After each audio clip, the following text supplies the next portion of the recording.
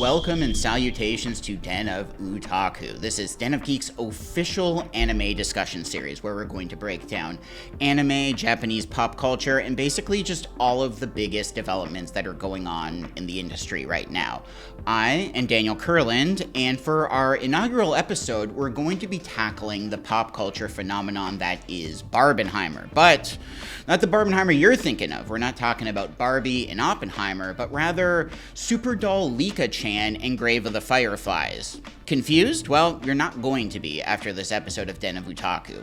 First of all, we would like to thank G Fuel Energy for being our sponsor for this episode. Now, each episode of Den of Otaku is going to work a little differently, but in this Barbenheimer bonanza, we're going to break down Japan's Barbie equivalent, this thing called Licca, as well as the mediums, how they've kind of handled atomic bomb stories over the years in contrast to what we're getting a lot in North American pop culture and media. We're also going to look at Adult Swim and Toonami's relationship with anime and how they've kind of branched into creating their own original series. And we're also going to feature the inaugural editions of Release the Hounds and The Big Three. What could those things be? I know, I want to find out. Now, to kick things off, something that has kind of been unavoidable this summer in movies and film and television is Barbenheimer. People apparently aren't going to the movies as much. Movies aren't making as much as they should be. But one thing that's really kind of focused the industry is Barbie and Oppenheimer, and it's been interesting to see how these two very different tonal extremes have brought people together for this weird double feature, and how there's even kind of some thematic crossover in these two very different movies. So what's interesting is, as much as Barbenheimer has kind of brought people together, anime kind of tackled this exact same thing decades earlier in the late 90s. And so in order to discuss kind of anime's Barbenheimer equivalent, it makes sense to break down each of these extremes separately. So first, let's get into the Barbie side of it. Now, in Japan, instead of having Barbie, there's a fashion doll called Licca. Now, Licca was created in 1967, and it was a fashion doll that basically its whole purpose was to provide dreams for girls, which is kind of a bleak statement, but I mean, this is what was going on at the time. And very much like Barbie, Licca is a doll that would have different versions of itself. There was even a pregnant Licca, which caused a bit of a controversy.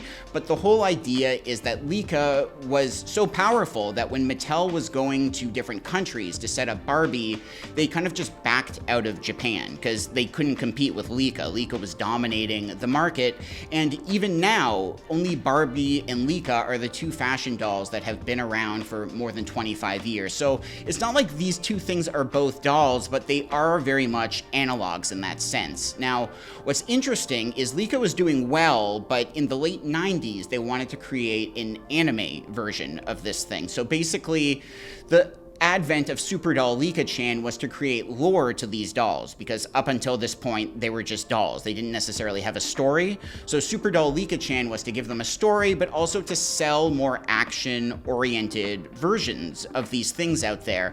And by doing this, they tackled the magical girl genre, which, things like Sailor Moon and Cardcaptors.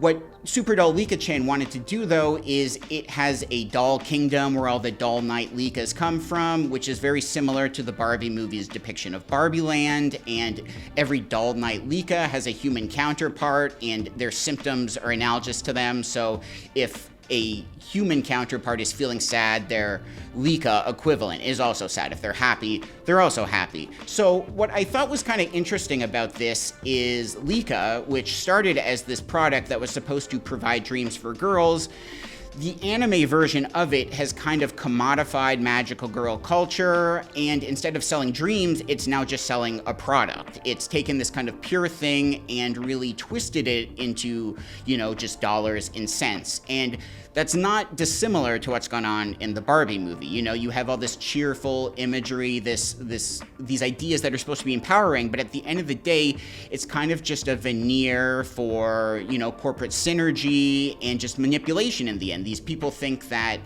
this product is inspirational, but there are kind of sinister means to it. Now, what's also interesting between Barbie and Licca is Barbie has kind of been held up as this transformative, toy movie. You know, there have been toy movies before Barbie, but Barbie has kind of shown what can be done. There are now all these Mattel movies that are in production, and Barbie has kind of been foisted as this like new bastion of how to do this thing right. And not dissimilar to that is with Super Doll Licca-Chan, they took something like the magical girl genre, which was kind of just transformative escapism, but they added a deeper narrative to it and used it to kind of influence a whole new generation of magical girl shows. You know, we now have magical girl shows that challenge gender norms, like Revolutionary Girl Utena and Review Starlight. You also have magical girl shows that are psychological horror things. You have magical girl shows where girls are literally fighting manifestations of their inner demons, like Madoka Magica and Wonder Egg Priority. So even though Super Doll Licca-Chan kind of just seems like this silly show about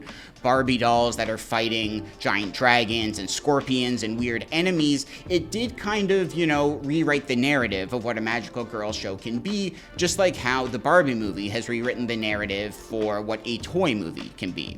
Now, on the opposite extreme of Barbie is we, of course, have Oppenheimer. Now, there's a very pointed line in Oppenheimer that talks about how the creator of the bomb isn't necessarily important, that the bomb was inevitable. This was always going to happen, and that what we should be kind of focusing on are the victims. Now, at the same time of Super Doll Licca-Chan was a film called Grave of the Fireflies, the Studio Ghibli film by Isao Takahata. It's kind of seen as the holy grail of anime movies, and it's a beautiful, staggering film that kind of shows the human cost of war, and just, you know, it takes a very different approach than what's going on in Oppenheimer. And what's interesting is Oppenheimer kind of focuses on the destroyer of worlds, but I think what's ultimately more important is to look at the worlds that have been destroyed instead.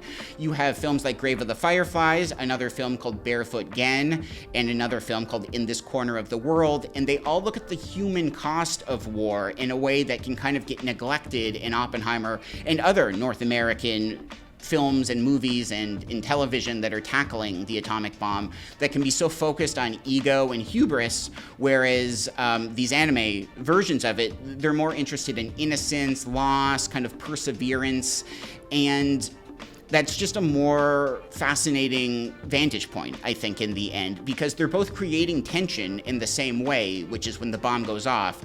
You watch these series, you watch these movies, and you know the bomb's gonna go off, and that's terrifying.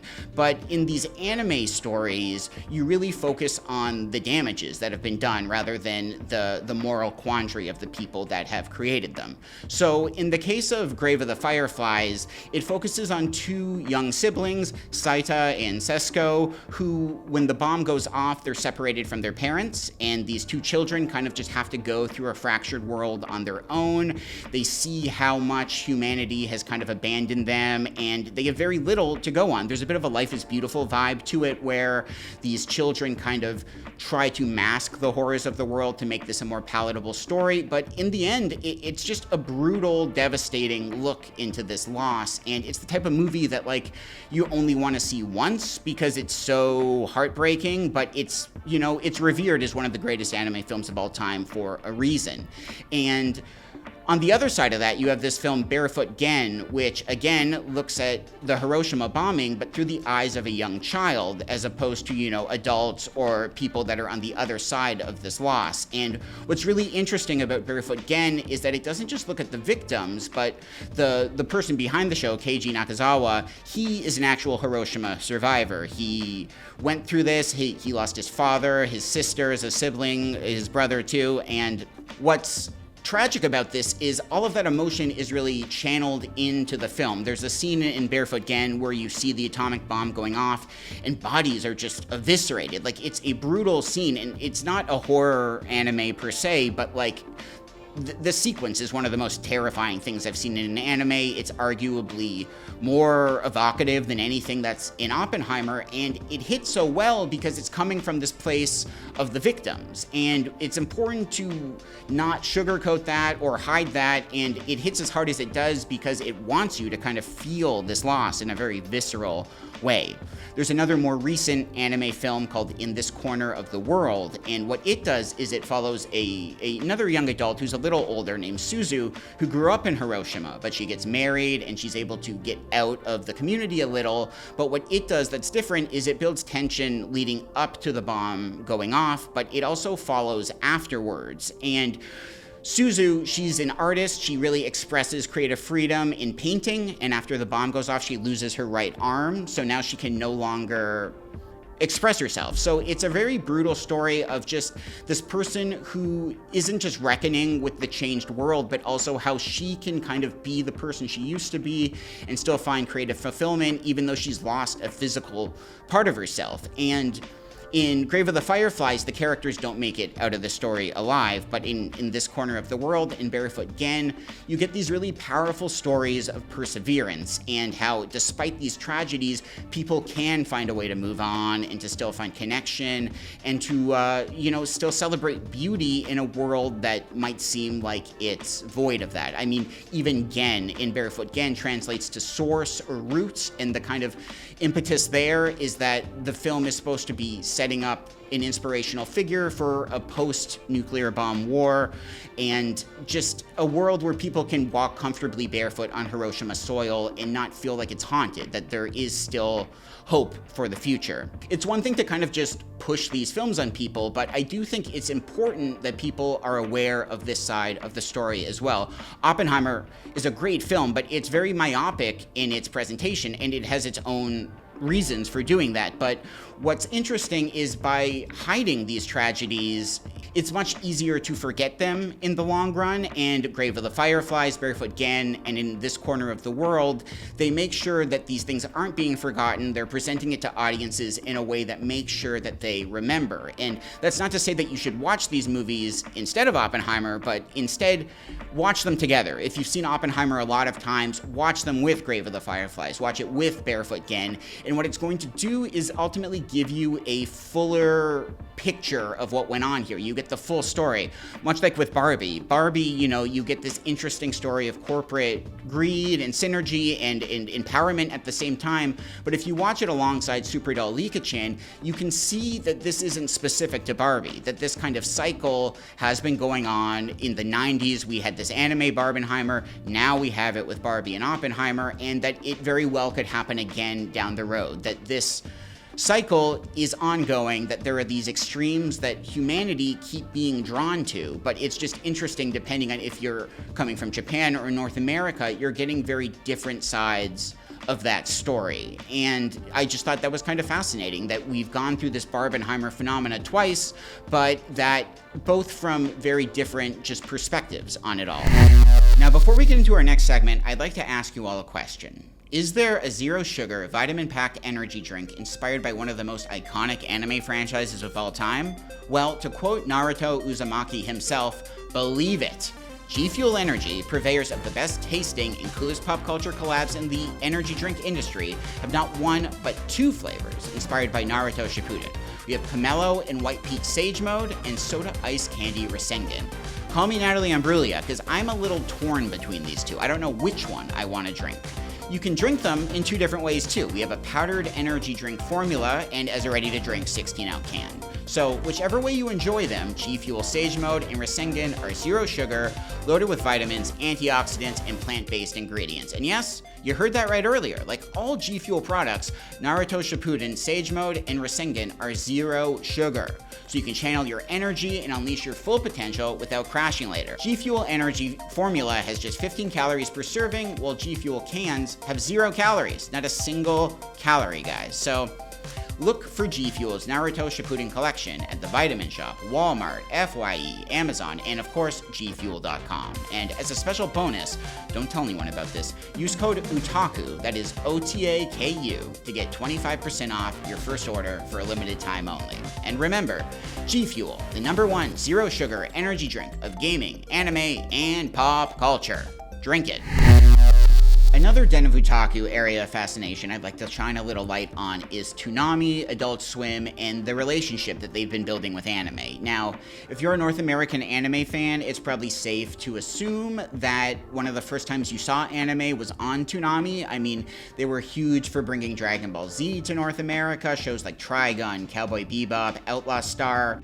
up until that point, one of the main ways of seeing anime was just on physical media. And so Toonami really helped get it on television, help popularize these shows, and not just get it to more people, but like expand their fandom in a huge way where a whole new sect of people can see these shows. And what's been fascinating is that Toonami and Adult Swim have continued to do this. I mean, even now people watch My Hero Academia and Attack on Titan on Toonami.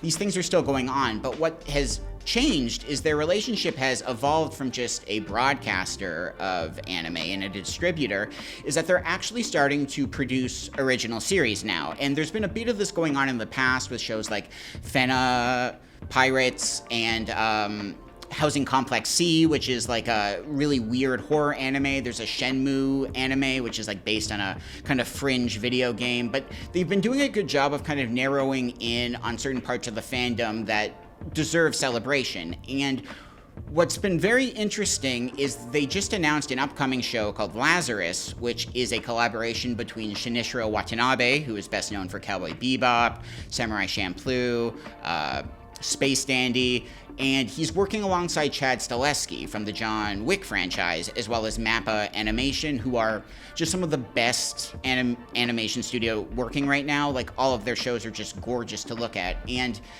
what's cool about this is it marks Shinichiro Watanabe's return to science fiction, to do like space operas, and that in itself would be a huge thing to celebrate. But the fact that he's with Chad Stahelski shows that Toonami has kind of gone out of their way to assemble this powerhouse team that isn't just making a new anime series, but probably a series that's going to be one of the biggest shows of the decade, that's destined to influence other anime shows. And it's really just kind of impressive, I think, that Toonami now isn't just producing anime that are like cheap shows, but they're really trying to make anime that will leave an impact on the industry and change what's coming forward. And Lazarus is the biggest show to get excited about, but there's other things going on too. They're doing an Uzumaki anime based on the Junji Ito manga. There's been a few Junji Ito anime series, but none of them have really kind of effectively captured the essence of his artwork and how just freaky it can be. But Uzumaki looks like it's actually kind of tapping into the horror of the manga in a way that no other series has been able to. There's a Rick and Morty anime coming out, so it's very interesting that Toonami is still a broadcaster for anime, but they really do want to make a push to just change the industry. That they're a programming block that, you know, helped anime find a new home, but now they're influencing anime in a way that is really inspirational, and it should be exciting to see how this changes in the next 5 years, if they're producing even more original content, and if they are kind of seen as this like great place to go if you want to see a new original anime series. Now, listen, do you hear that? Yeah. I think that's the sound of the newest edition of Release the Hounds.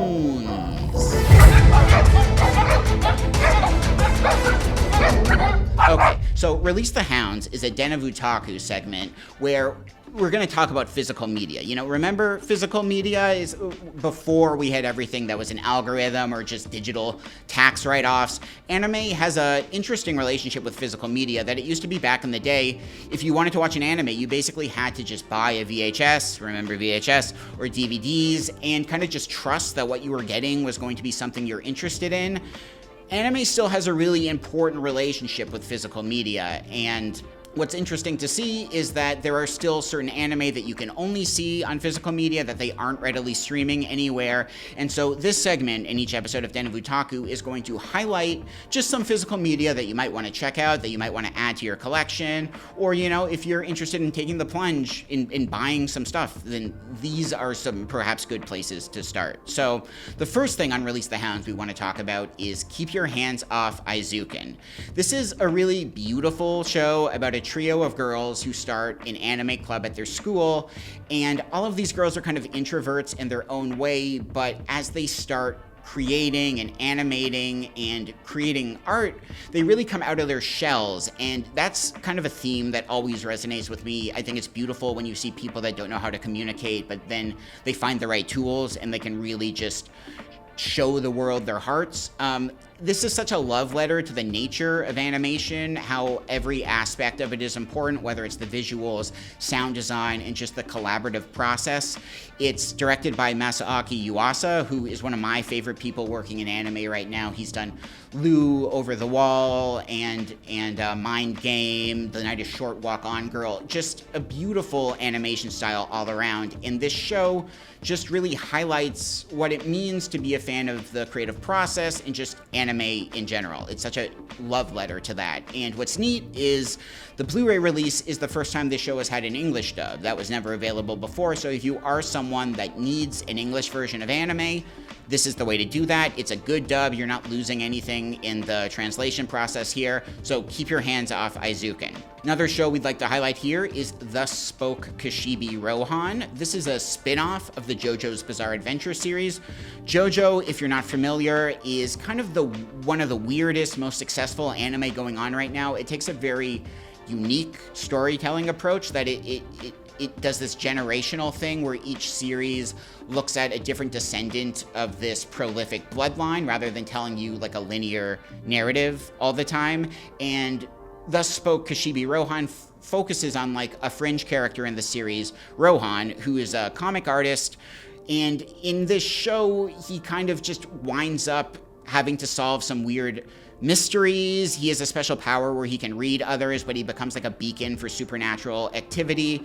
Thus Spoke Kashibi Rohan, you can totally watch without any JoJo knowledge. You don't need that to appreciate this show. The animation is gorgeous, so it's just a beautiful show to look at nothing else. But also, if you've been curious to check out JoJo, like, it is just a good entry point for that too. It kind of gives you a primer on what that universe is all about, and it's only a handful of episodes, so it's not a huge commitment if you want something that looks good and tells like a fun, unique story, but isn't going to, be hundreds of episodes that dominates, most of your life. And the last thing on Release the Hounds we'd like to celebrate is Ashido no Joe, Volume 2 in 4K. Sports anime is like a very interesting genre. Curiously enough, like Western animation doesn't really celebrate sports in any way. You don't really see any cartoons that are focused purely on sports. This is not the case in anime. There's basically an anime for every sport imaginable, as well as a bunch that don't even exist. Ashido no Joe is from the 80s, and it's kind of the prototypical boxing anime. Like, it is fairly grounded, and it follows Joe Yabuki, who is a juvenile delinquent who kind of finds his purpose once he steps into the boxing ring. And if you've been curious about sports anime but don't know where to check it out, or if you're just a big fan of boxing, Ashido no Joe is a great place to start. That gives you like a really good classical retro series. It's never looked better now that it's in 4K. That's kind of been a sticking point for some fans in the past, that they wanted to check it out, but it just didn't look good by modern standards. But now that's all there. So yeah, that's kind of what we thought would be fun to look at here in Release the Hounds. Again, to sum that up, we have Keep Your Hands Off Aizuken, Thus Spoke Kashibi Rohan, and Ashido no Joe Volume 2 in 4K. And judging by my calculations, it sounds like it's time for another edition of The Big Three.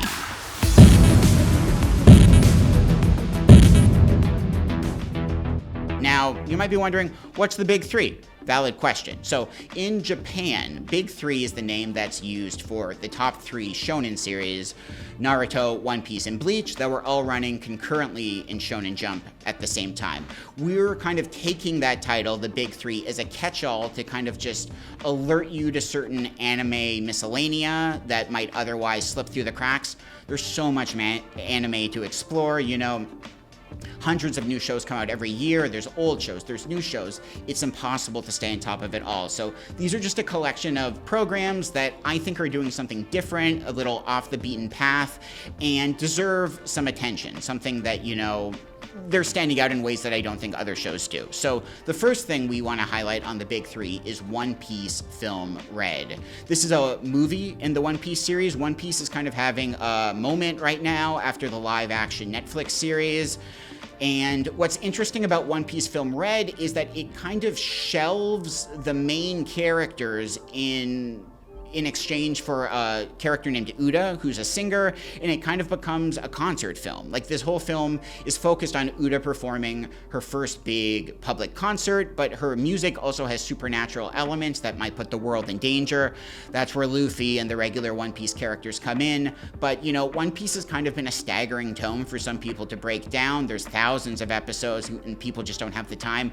This film is very much like a standalone entity that you can watch on your own if you're curious about One Piece. If you've been watching the live action series and want a taste of what the anime is doing, One Piece Film Red is something you can watch that doesn't spoil the show's arc at all, and is just kind of a fun look at what is possible in One Piece. And at the same time, there's just beautiful music, and it kind of functions as this weird concert film. So if you just don't like action and shonen series but are interested in like a concert movie, One Piece Film Red is, you know, something that you might want to check out. The next thing we have on the big three is Undead Girl Murder Farce. Wild title. What's going on in this show is it's a very curious blend of many different genres and sensibilities.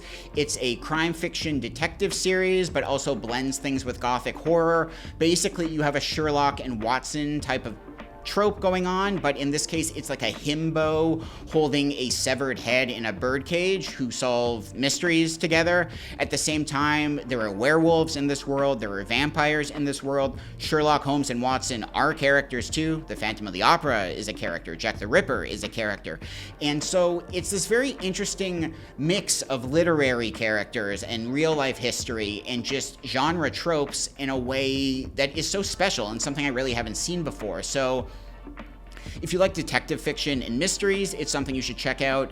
If you like horror, just in general, there's a lot of that going on here. And if you just want something weird that doesn't take itself too seriously and knows how to have fun at the same time, Undead Girl Murder Farce has a lot of that going on, and I guarantee you there's no other show this anime season that's doing the same thing. The last show we want to highlight here is Zom 100, Bucket List of the Dead. I'm really not that excited by zombies. I think they're my least favorite horror trope. It's just kind of tired and overdone. I've never really been excited by a zombie series before, which is why Zom 100 is so refreshing and different.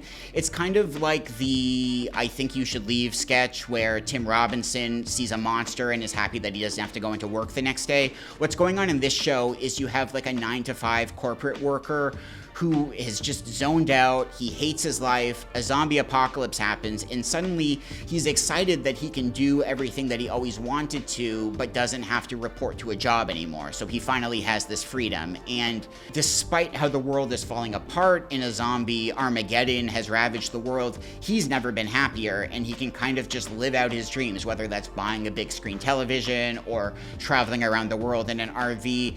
And there's a bit of Shaun of the Dead going on in there, but it is very much its own thing. And if you like zombie shows, I think it's a must. If you hate zombie shows, I still think it's a must. And it just finds such a refreshing perspective on how to do a zombie story that's really a coming of age narrative about somebody achieving their goals and learning what they want out of life, even though the world is worse than it's ever been. So to sum that up again, for the big three, we have One Piece Film Red, Undead Girl Murder Farce, and Zom 100, Bucket List of the Dead. Now, unfortunately, fellow otaku, I think we're all out of time for this episode before I must get isekai'd back to reality. So once again, I'd like to thank G Fuel for being our sponsor. I'd like to thank you for being our audience. And remember, Den of Otaku will never lead you astray when it comes to anime. Until next time, Space Cowboys.